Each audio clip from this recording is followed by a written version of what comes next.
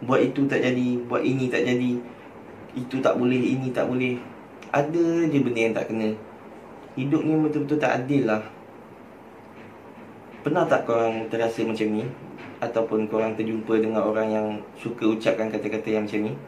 Sebelum korang cakap macam tu, aku rasa elok korang pendengarkan kisah yang aku nak ceritakan ni dulu. Sebab aku rasa kebanyakan daripada kita takkan lebih malang daripada nasib Joe Aridi ni.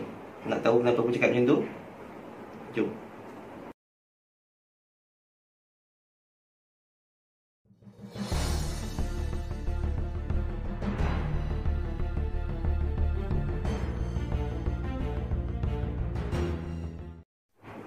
Hai, Assalamualaikum dan selamat sejahtera. Selamat datang ke channel kami, In Case World.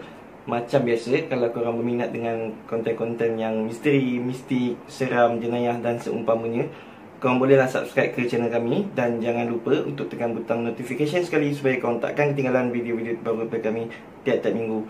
Okey, tanpa membuang masa lagi, jom kita ke video yang seterusnya.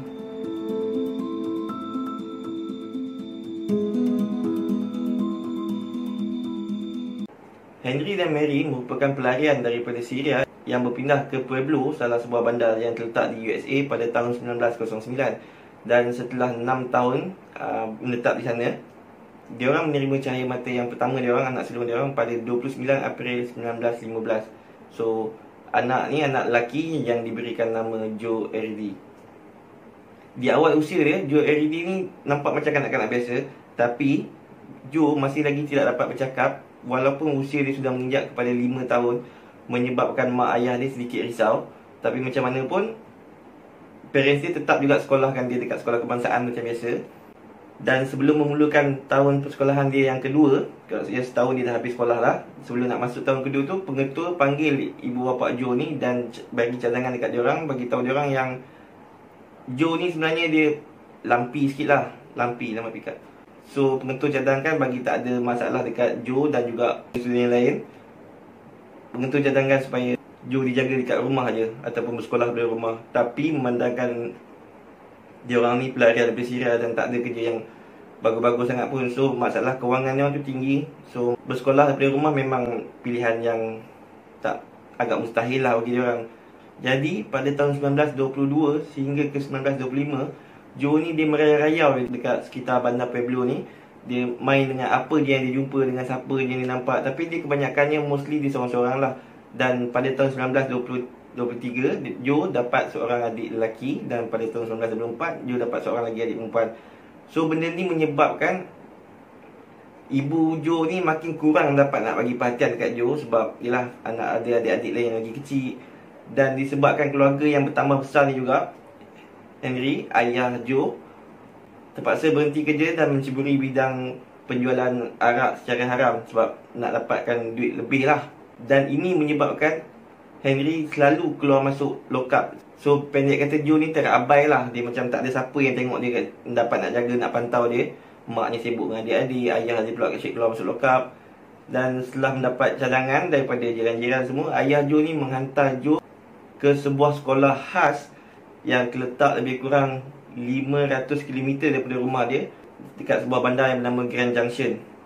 Dan dekat sekolah ni lah, sekolah khas ni untuk kanak-kanak kurang upaya ni lah, dia orang dapat detect yang IQ Joe ni sebenarnya dalam lingkungan 46 je.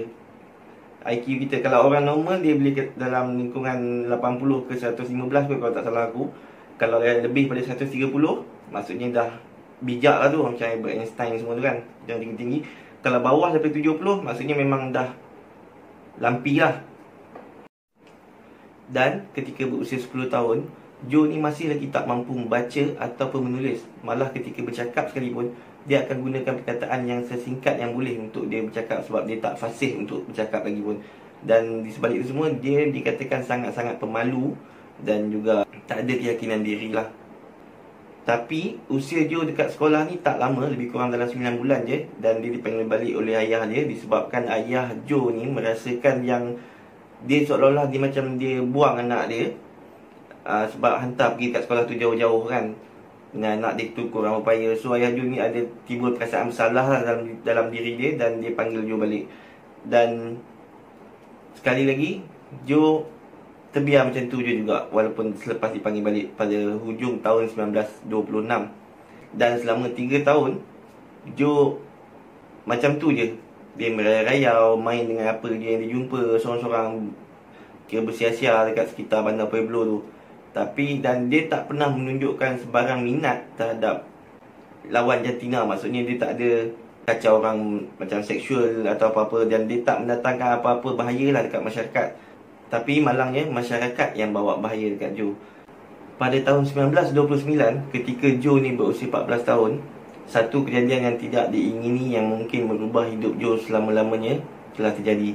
Ketika Joe tengah bersia-sia dekat bandar dia macam biasa, dekat sekitar bandar Pueblo tu, sekumpulan remaja lelaki datang dekat Joe dan mengejek-ngejek dia dan paksa Joe untuk melakukan perbuatan seksual yang tak senonoh lah.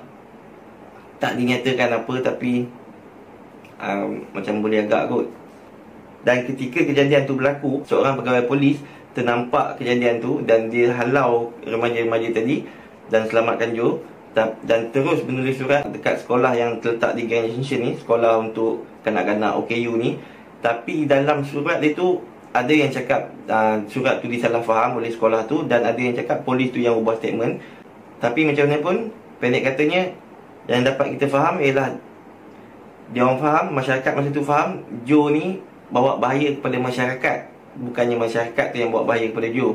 So dalam file Joe tertulis yang Joe ni ada buat gangguan seksual lah dekat masyarakat.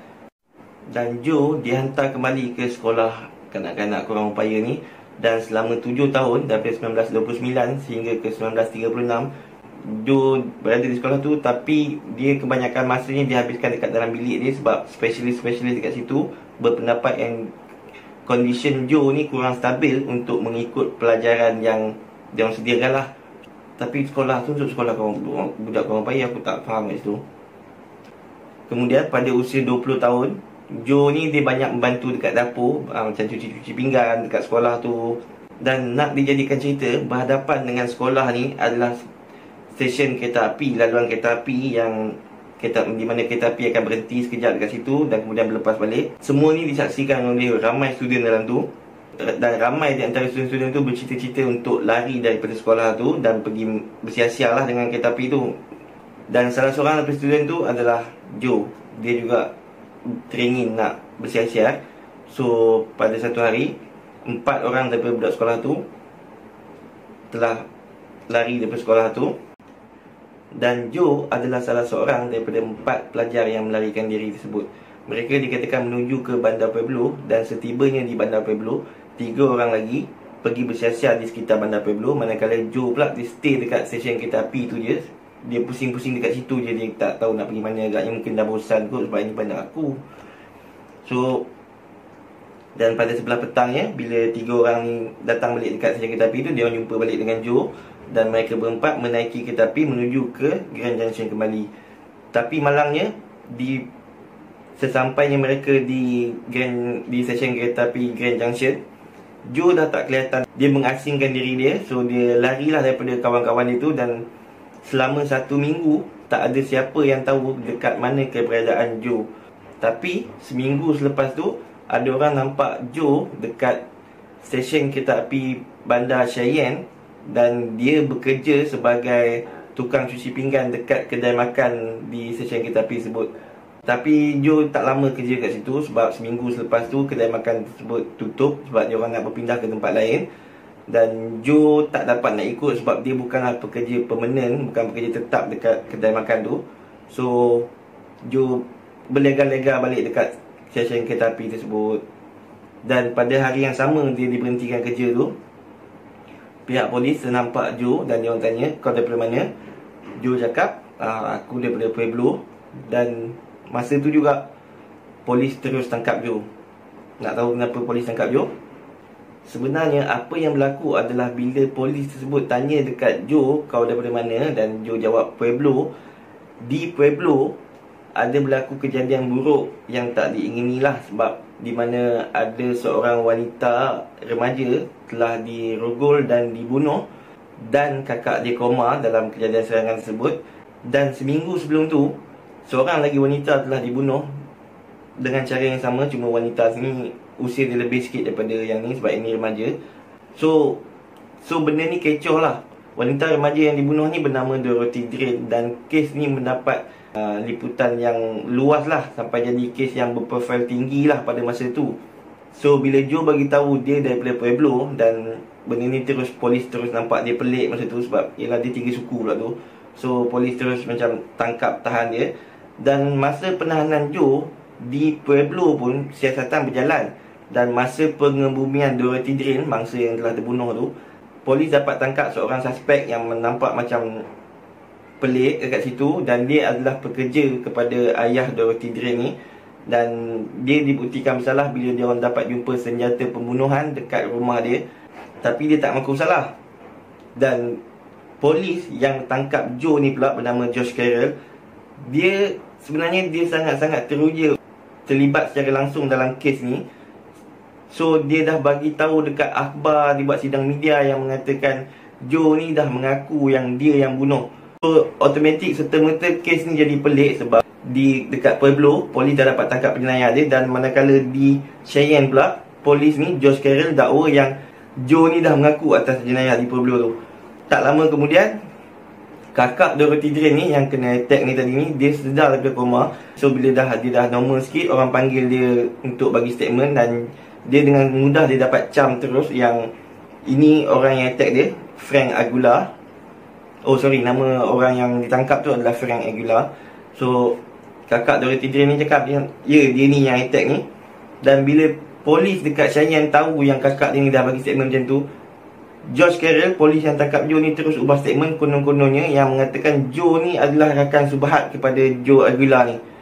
So pendek katanya, polis ni walaupun dia dah tahu yang Joe tak terlibat sebenarnya, tapi disebabkan keinginan dia nak terlibat juga dalam kes yang berprofil tinggi ni, dia seolah-olah dia macam dia nak juga orang yang ditangkap ni bersalah, walaupun dia dapat tahu yang Joe tak bersalah.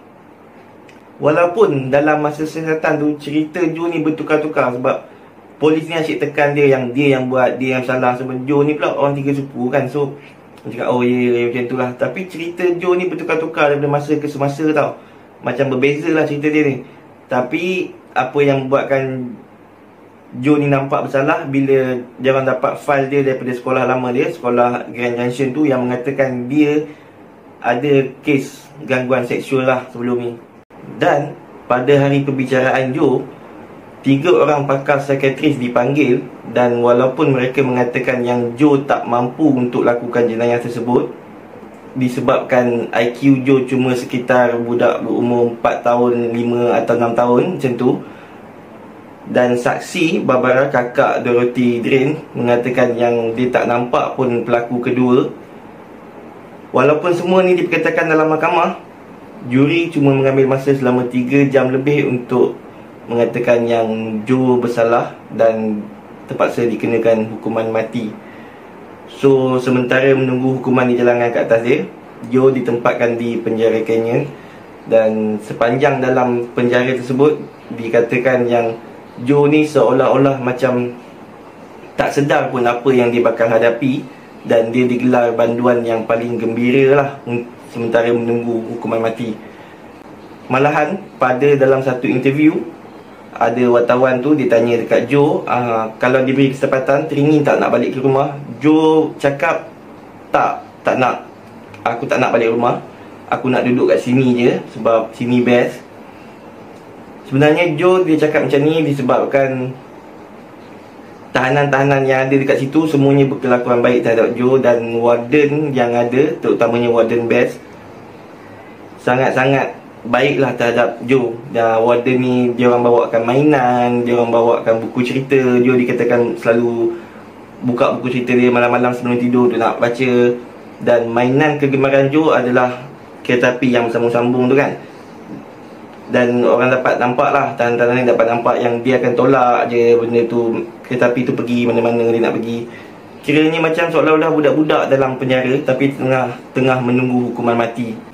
Dan akhirnya pada 6/1 tahun 1939, hukuman ke atas Joe dijalankan. Dan makanan terakhir permintaan Joe adalah aiskrim.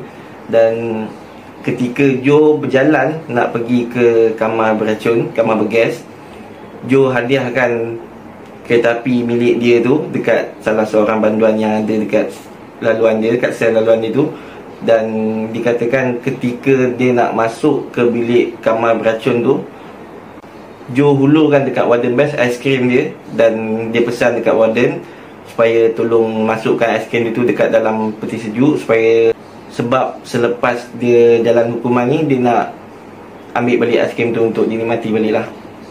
Menunjukkan dekat kita bahawa betapa Joe sebenarnya tak boleh berfikir dengan waras pun, tapi dia dikenakan hukuman mati juga. Dan kes ni menjadi salah satu kes yang paling teruk dekat USA, dalam sejarah USA, sebab salah hukuman. Jadi itu saja kot daripada aku untuk kali ni. So nasihat aku sebelum kita semua nak cakap yang hidup ni tak adil, Allah tak bagi apa yang kita nak atau seumpamanya, elok renung-renungkan kisah Joe ni, sebab aku rasa hidup dia lagi teruk berbanding kebanyakan daripada kita. Aku agak yakin lah benda tu. Dan sebenarnya sebagai seorang Islam pun kita dilarang lah cakap yang hidup ni tak adil semua macam tu. Sebab kita seolah-olah kita menyalahkan takdir dan kita cakap yang Allah tu yang tak adil kat kita sebenarnya, seolah-olah macam tu. So benda tu salah satu dosa yang besar, agak besar lah. Aku akhiri video hari ni dengan salah satu kata yang aku sangat-sangat minat, iaitu biarlah tersalah ampun, jangan tersalah hukum. Assalamualaikum dan selamat sejahtera.